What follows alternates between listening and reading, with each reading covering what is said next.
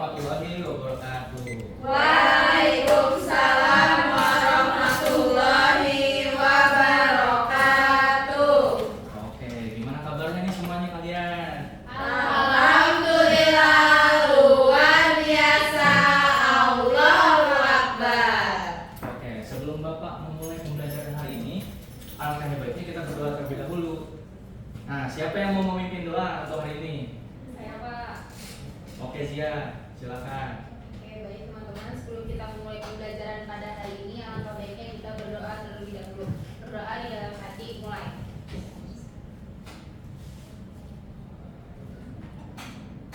Berdoa sampai.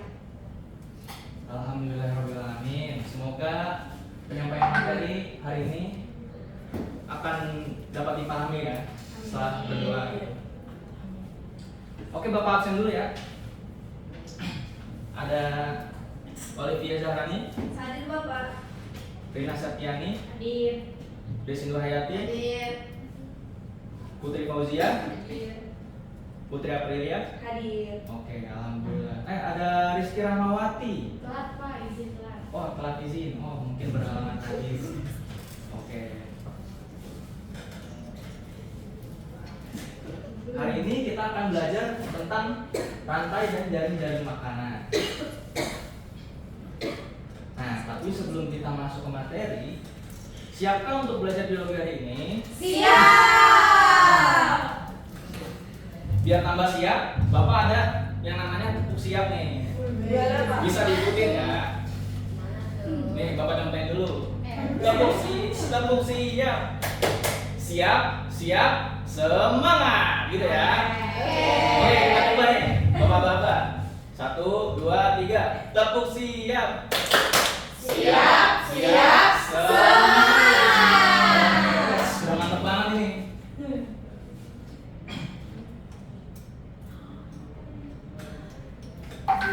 Oke, kita masuk ke tujuan pembelajaran. Tujuan pembelajaran pada hari ini yaitu dapat menjelaskan konsep dari rantai dan jaring-jaring makanan, dan peserta didik juga dapat menganalisis masalah terkait rantai dan jaring-jaring makanan. Nah, sebelum kita masuk ke materi rantai dan jaring-jaring makanan, di sini ada gambar nih yang mungkin kalian nggak asing dengan gambar ini. Nah, di sini ada gambar. Tebak, ada yang tahu nggak gambar apa aja nih? Ikan apa kira-kira? Lele. Yang kiri? Ikan mas. Oh iya. Nah, ikan lele dan ikan mas. Mungkin kalian setiap hari sering gitu makan ikan, apalagi wah digoreng atau dibumbuin, wah enak banget pasti gitu. Nah, tapi ada satu hal yang memang perlu kalian tahu gitu. Nah, merujuk ke kalian yang ingin tahu itu, ada satu pertanyaan yang Bapak ingin kalian tahu. Apakah kalian setuju jika kita melepas ikan-ikan tersebut ke danau atau kolam lepas? Setuju. Tidak setuju. Siapa yang setuju? Coba. Siapa tadi? Boleh dulu. Saya Pak setuju. Oke, dia dulu. Kenapa tuh? Kalau saya setuju karena ikan itu makhluk hidup juga sama seperti kita Pak, dia butuh kebebasan. Oke, butuh kebebasan, bagus. Karena lele dan ikan mas ini makhluk hidup juga ya, gitu. Iya. Karena mereka tuh kita lihat-lihat secara umum tuh sering, oh iya. Silakan dulu. Kira banget ya. Iya. Jadi tuh sehari-hari kita lihat di kolam terus nih ikan-ikan ini, kayak nggak pernah kemana-mana nih mereka. Mereka di kolam terus sempit-sempitan gitu kan banyak gitu. Mungkin mengharapkan kebebasan gitu kan. Nah, siapa lagi yang setuju? Saya Pak, Boleh Desi, kenapa setuju? karena ikannya kasihan Pak. Mereka tuh selalu di kolam, gak pernah di alam bebas. Ini dia alasannya. Kenapa? Coba. Mereka tuh di kolam kan deset-desetan gitu. Bisa jadi karena nanti mereka stres atau gimana kan bisa aja gitu. Nah, ada nggak yang tidak setuju kira-kira? Saya Kenapa tuh Putri? Boleh dijelaskan. saya nggak setuju, takutnya tuh mereka bisa berkembang biar cepat dan malah penuh dengan mereka dan nantinya ikan asli. Oh, nah ini dia pendapat yang bagus. Semuanya berpendapat dengan bagus, dengan baik. Tapi benar atau tidaknya nanti kita cari tahu. Kita keep dulu jawaban. Kita lanjut ke materi ya. Nah, kita sebelum kita cari tahu kenapa itu setuju atau tidaknya gitu. Nah, kita belajar dulu nih konsep awal dari rantai makanan. Sebenarnya apa sih itu rantai makanan? Nah, rantai makanan adalah peristiwa makan dan dimakan antara makhluk hidup dengan urutan tertentu atau disebut juga rantai makanan gitu. Nah, jadi di sini ada gambar yang menggambarkan ini rantai makanan. Rantai makanan itu hanya satu jalur linear gitu. Jadi cuma satu arah dan mereka itu saling makan dan dimakan antara satu sama dengan yang lainnya gitu. Maka disebut juga rantai makanan.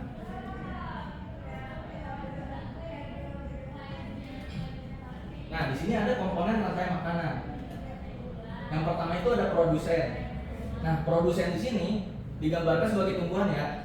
Nah, tumbuhan ini kenapa mereka digambarkan sebagai tumbuhan? Karena mereka itu adalah organisme autotrof yang memang bisa menghasilkan makanan sendiri gitu, dari energi alam, terutama juga dari energi matahari. Komponen yang kedua itu ada konsumen. Nah, konsumen di sini adalah konsumen tingkat 1 gitu. Nah, konsumen tingkat 1 di sini digambarkan sebagai belalang. Nah, belalang ini sebagai organisme herbivora yang memang memakan tumbuh-tumbuhan gitu.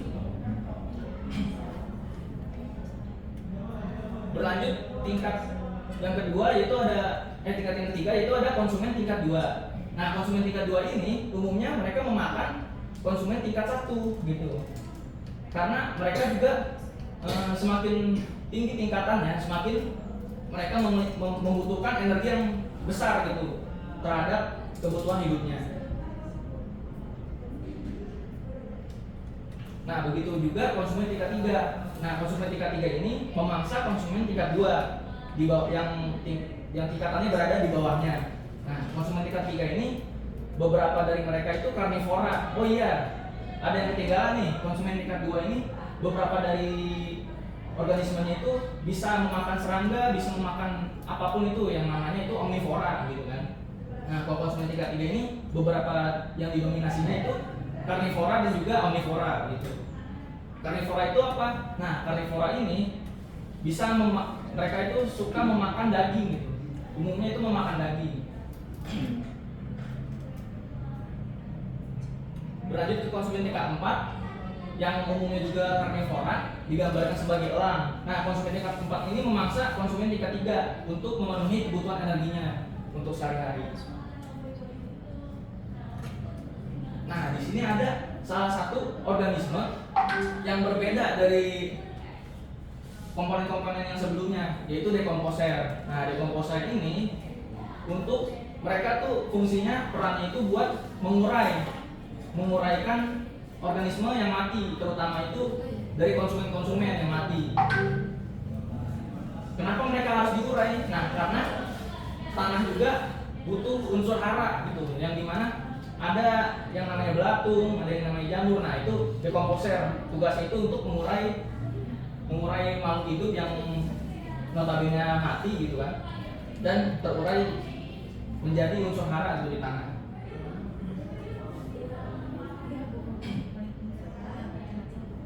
Nah, sebelum kita masuk ke materi selanjutnya, kan tadi Bapak udah jelasin ya apa itu herbivora, terus gimana rantai makanan secara alurnya gimana gitu kan, herbivora apa itu herbivora, karnivora dan omnivora, kenapa bisa begitu. Nah, di sini kalian harus mencoba mencocokkan mereka tuh makan apa aja sih sebenarnya gitu. Dari hewan-hewan ini ada rumput, terus ada cacing, belalang dan sebagainya gitu.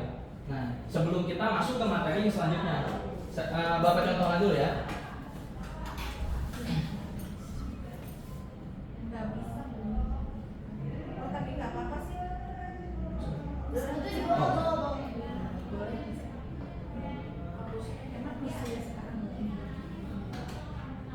Nah, di sini Bapak contohkan dulu. Misalkan Bapak ingin mencocokkan kodok ke belalang gitu. Nah, terus harus dijelasin juga kenapa kodok ini makan belalang gitu. Karena dia omnivora atau herbivora atau karnivora, seperti itu. Dapat dipahami? Oke, siapa yang mau maju duluan? Coba angkat tangan. Oke, Rizky. Boleh maju duluan. Satu. Oh iya, boleh. Mas Taninya boleh 2 atau 3 ya? 3 hewan. 3 makhluk hidup gitu. Ya, silakan. Oke, belalang ke rumput. Nah, kenapa jelasin? Karena belalang itu herbivora. Oke, belalang herbivora. Kita keep dulu ya. Belalang herbivora. Apalagi? Ayam makan cacing. Kenapa begitu? Coba jelasin. Karena ayam itu karnivora. Oke, kita keep dulu. Ayam itu karnivora. Nah, bentar dulu.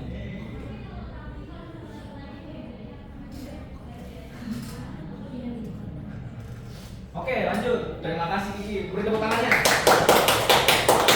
Siapa yang mau nyoba lagi? Ya. Boleh, Putri Fauzia. Silakan.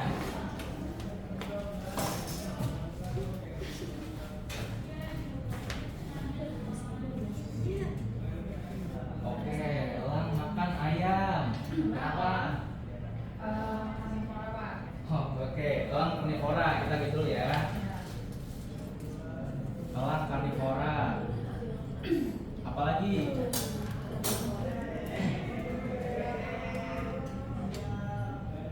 Oke, elang makan ular. Kenapa tuh? Karnivora. Oh, karena karnivora juga. Oke. Iya. Oke. Sama-sama karnivora. Oke, beri tepuk tangan untuk Putri Fauzia. Lanjut nih, masih ada lagi yang harus dicocokkan? Desi, Kira-kira? Pak. Putri, Pak. Tadi bilang Desi. Saya cuci. Putri Aprilia. Boleh, oke. Kalau salah nggak apa-apa ya Pak. Gak apa-apa. Ramas nggak boleh. Kenapa?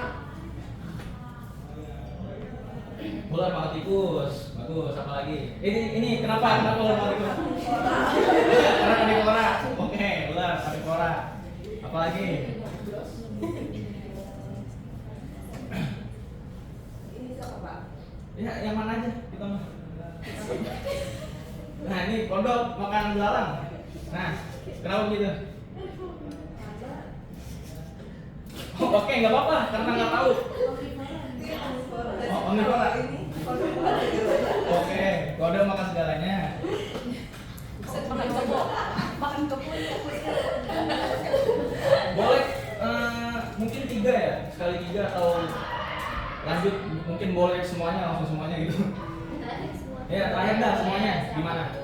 Siapa yang mau? Desi. Rina, Pak. Desi Pak. Desi. Gak apa-apa, salah nggak apa-apa. Oke, Desi. Nih ngasih ke Nggak Bapak. apa-apa, nggak apa-apa, Desi. Ini, Pak. Oke, kodok makan ya ini sama kayak Zia tadi, Putri. Ini, Pak. Dia Cacing makan pohon ya. Ya, Herbi. Oke. Makanya, Pak. Ini kali apa ya? Oke, boleh. Enggak, Pak. Udah. Ya. Oke. Kenapa? Ini kenapa? Ini kenapa ya? Kenapa orang makan kodok? Untuk makan tikus. Iya. Hah? Kenapa? Kenapa orang makan kodok? Coba jelasin. Karena dia. Karena karnivora. Oke, karena dia karnivora. Oke. Sama ya berarti. Ya. Udah sama ya? Oke. Terima kasih. Desi.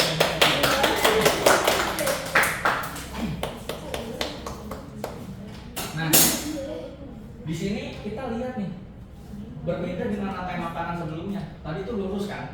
Nah, ini tuh dia banyak banget cabang ya. Kita lihat nih, kenapa bisa begitu? Nah, ternyata di ekosistem tuh bisa terjadi banyak hal gitu. Bisa elang juga bisa makan ayam, bisa makan kodok, bisa juga makan ular gitu. Nah, benar tadi kata Kiki, nggak salah juga sih. Kalau misalkan ayam juga karnivora, tapi lebih tepatnya ayam itu bisa juga termasuk omnivora karena dia makan segalanya gitu kan. Bahkan dia juga bisa makan ayam goreng gitu. Nah, Bapak pernah lihat soalnya. Nasi. Nah, oke, di sini tuh lebih kompleks ya dari rantai makanan cuma satu gitu, garis lurus. Nah di sini banyak. Dan ininya apa namanya, garis-garisnya yang mereka bisa interaksi gitu satu sama lain. Kenapa begitu? Nah, kita lanjut ke penjelasan selanjutnya. Nah, ini dia. Belum.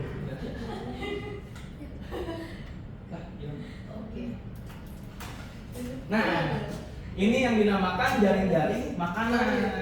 Nah, kalian yang tadi sudah mencocok-cocokkan dengan banyak garis itu, nah ini yang dinamakan jaring-jaring makanan. Berbeda dengan rantai makanan yang memang satu linear, satu aliran saja. Tapi jaring-jaring makanan itu adalah kumpulan rantai makanan gitu, yang terdiri dari banyak rantai makanan gitu di suatu ekosistem, mau ekosistem air, darat dan sebagainya gitu dalam suatu ekosistem.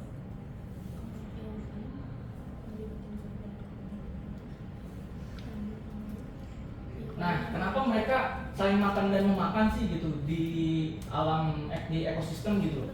Nah, sebenarnya mereka tuh membutuhkan yang namanya energi gitu untuk kebutuhan. Energi itu didapat dari mana? Nah, energi itu dihasilkan dari energi matahari nih sebelumnya. Energi matahari itu digunakan oleh tumbuhan khususnya yang mereka tuh punya klorofil untuk berfotosintesis.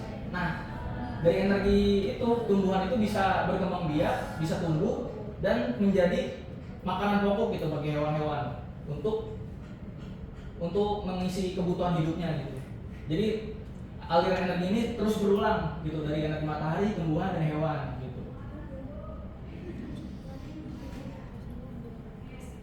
Nah, sekarang waktunya diskusi. Bapak ada LKPD untuk dibagikan. Boleh Bapak share ya ke grup WhatsApp-nya.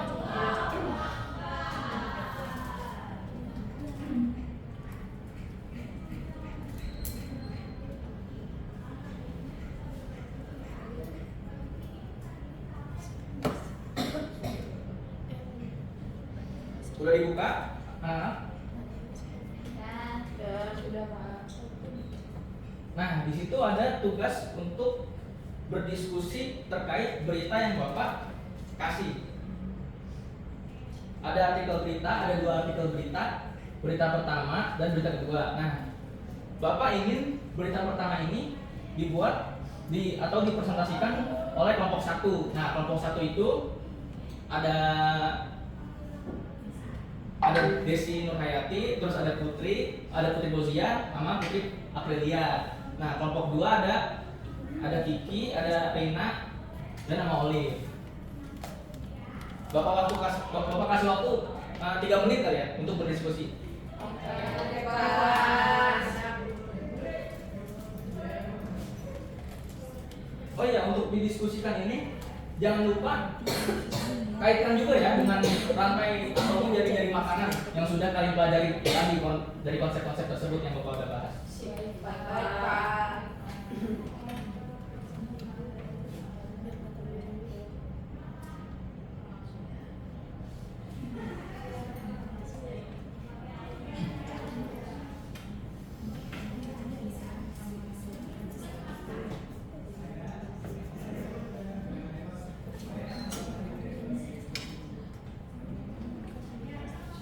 Gimana kelompok dua ada kesulitan nggak? Oke, aman ya. Kelompok 1 gimana? Wes, tak tahu nih. Bisa gak nih? Lagi ngerjain Pak. Wes, lagi ngerjain. Oke.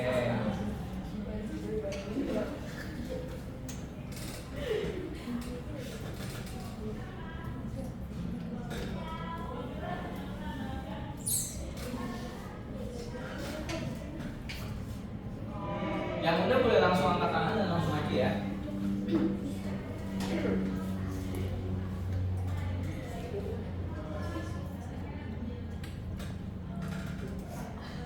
Gimana, Rina?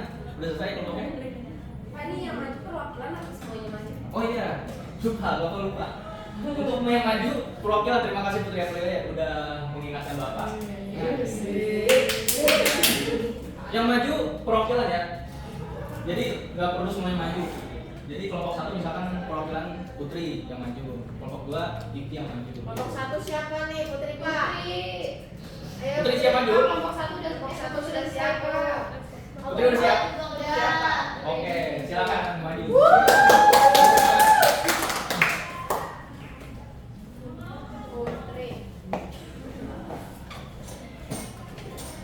Berita 1 ya, Bud?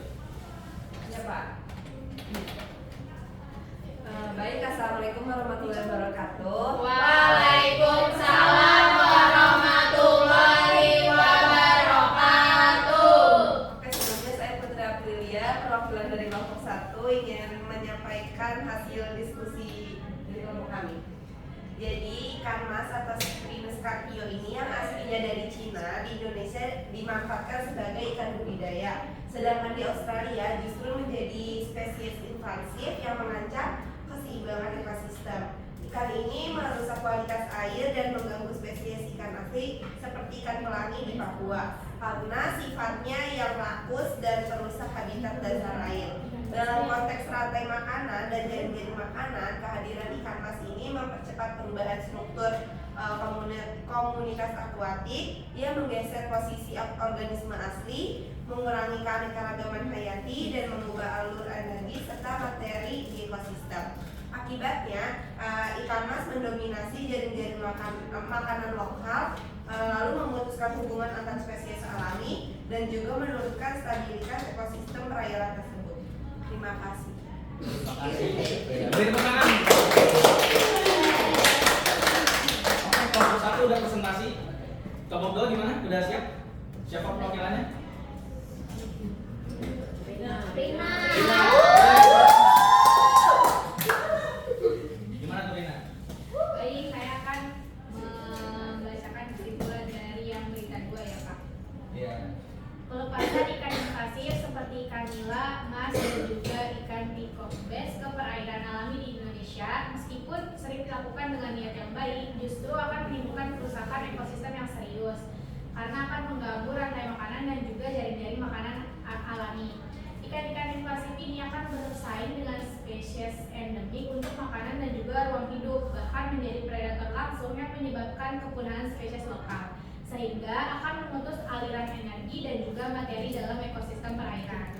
Selain itu, ikan invasif membawa penyakit baru yang memperburuk tekanan terhadap ikan asli, mengakibatkan ketidakseimbangan dalam komunitas akuatik dan menurunnya keanekaragaman hayati. Jadi secara keseluruhan, tindakan pelepasan yang tidak terkontrol ini akan merusak jaring-jaring makanan yang kompleks dan stabilitas ekosistem yang telah terbentuk selama ribuan tahun. Itu Pak. Baik, terima kasih untuk Rina. Beri tepuk tangan.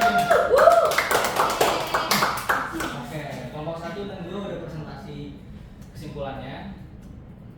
Jadi benar ya, di kedua berita ini itu menjelaskan terkait hewan-hewan invasif gitu, terutama ikan gitu kan, yang kita bahas sebelumnya.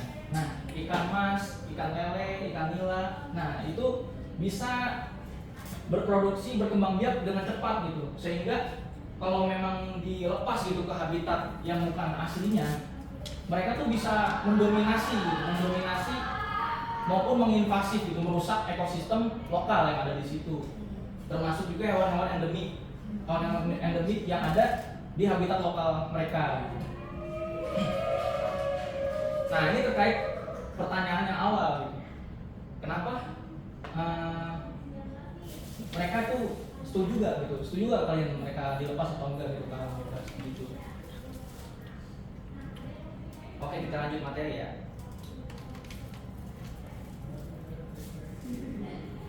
Nah, di sini benar kata presentasi yang kalian lakukan gitu dari kedua berita tersebut. Nah, spesies invasif. Nah, kesimpulannya itu adalah spesies invasif dari habitat-habitat yang memang tidak seharusnya mereka tempati gitu. Sebenarnya apa sih gitu spesies invasif? Nah, spesies invasif itu spesies yang memang bukan asli gitu, yang bukan asli pada suatu ekosistem. Nah, ketika diperkenalkan dapat menyebabkan kerusakan ekologi, ekonomi atau kesehatan manusia. Nah, benar yang kalian presentasiin tadi tentang spesies invasif. Nah, spesies ini cenderung berkembang biak dengan cepat, menyebar luas dan mengganggu spesies asli serta ekosistemnya. Nah, di sini dari data Kementerian Kelautan dan Perikanan, nah ikan yang invasif dari Permen Nomor 19 tahun 2020 ini ada ikan gar, piranha, arapaima, lohan, ikan bass, sapu-sapu. Nah, sapu-sapu juga termasuk. Nah, yang berpotensi invasif ini termasuk juga lele dan ikan mas gitu. Nah Nah jawabannya sebenarnya sudah terjawab di sini gitu. Kenapa? Setuju gak sih? Sebenarnya itu hal yang benar gak sih gitu? Melepas ikan lele dan ikan mas gitu. Walaupun kita berniatnya baik untuk melepas mereka ke alam bebas, tapi kita juga harus perhatikan mereka tuh berpotensi invasif atau tidak gitu. Karena mereka tuh berkembang biaknya cepat gitu dan bisa menyebabkan kerusakan ekologi gitu, di habitat lokal.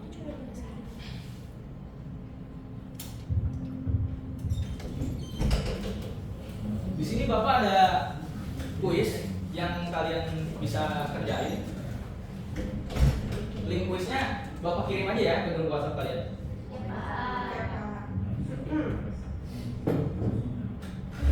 Oh ya, sampai sini paham nggak? Spesies invasi, rantai makanan dan jadi makanan. Paham ya?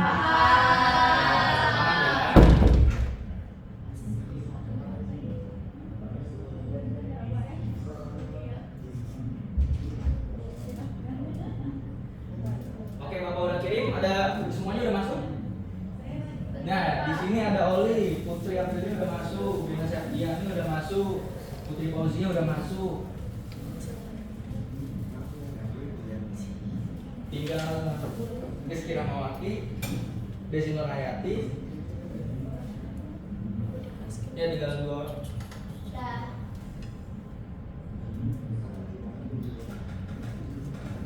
Tinggal Desi Nurhayati nih. Desi gimana? Bisa gak? Bisa Pak, Mimi. Oke. Kita tunggu Desi ya. Desi udah masuk nih. Oke, kita mulai ya. Jadi pengerjaannya ini durasi pengerjaan 5 menit gitu. Satu soal itu 1 menit berarti. Udah siap belum semuanya? Siap. Mulai ya. 3, 2, 1.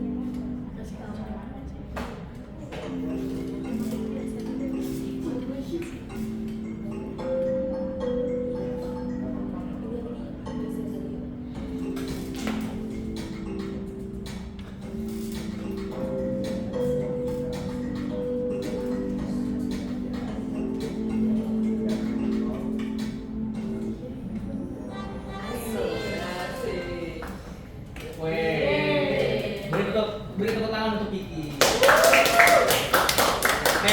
kalian semua hebat.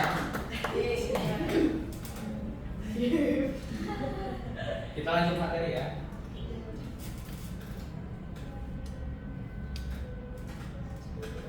Oke, dari kalian ada yang ingin menyimpulkan nggak materi hari ini?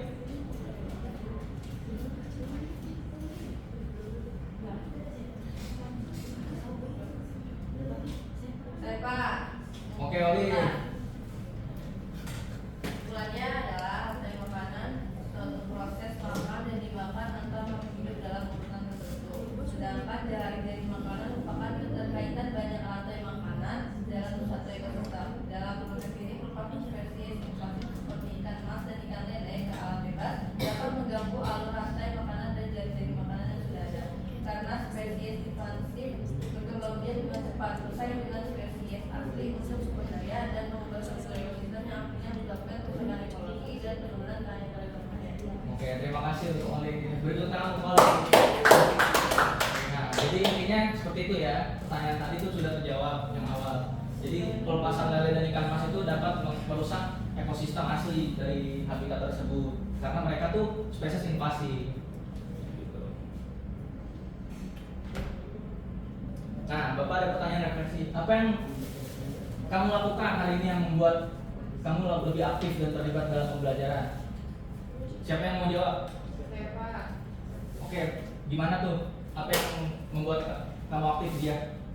Hari ini saya menjadi lebih aktif karena saya ikut terlibat dalam diskusi kelompok saat menjelaskan hubungan antara makhluk hidup dan rantai makanan, hubungan antar makhluk hidup dalam rantai makanan. Nah, saya juga ikut menyusun contoh jaring-jaring makanan bersama teman-teman dan mempresentasikannya di depan kelas. Kegiatan ini membuat saya lebih berani berbicara dan lebih memahami materi lewat praktik langsung. Oke, terima kasih sih ya. Nah, yang kedua nih ya, apakah pembelajaran ini mengubah cara kalian gitu terhadap pandangan kalian terhadap peran manusia dalam menjaga keseimbangan ekosistem? Gimana? Ada yang mau berpendapat atau menjelaskan? Gimana Putri? Oke, boleh. Kalau menurut saya sangat mengubah pola pembelajaran ini, mengubah cara pandang saya. Saya jadi sadar bahwa manusia itu punya peran besar dalam menjaga keseimbangan ekosistem. Kalau manusia merusak habitat atau memburu hewan tertentu secara berlebihan, ini bisa mengganggu rantai makanan dan menyebabkan kerusakan lingkungan. Saya jadi merasa lebih bertanggung jawab untuk menjaga alam. Oke, terima kasih Putri Aprilia. Tepuk tangan semuanya. Nah, gimana pelajaran hari ini? Seru nggak? Pastinya seru banget. Yes. Nah, di sini ada quote akhir nih yang Bapak kasih ke kalian. Dunia tidak akan hancur karena orang-orang yang berbuat jahat, tetapi oleh mereka yang hanya melihat tanpa melakukan apa-apa. Jadi orang-orang jahat tuh belum tentu bisa ngancurin dunia, tapi dengan kita yang sebenarnya tahu mereka berbuat jahat, terus tapi kita tuh nggak ngapa-ngapain, cuma lihat doang. Nah, justru itu dosa terbesar kita kepada alam. Oke, mungkin pembelajaran kita sampai hari ini cukup sekian. Jangan lupa untuk mempersiapkan diri kalian ya untuk pertemuan yang akan datang gitu dari materi yang nanti disampaikan. Mungkin bisa ditutup dengan doa. Ada yang mau pilih doa menutup hari ini? Iya.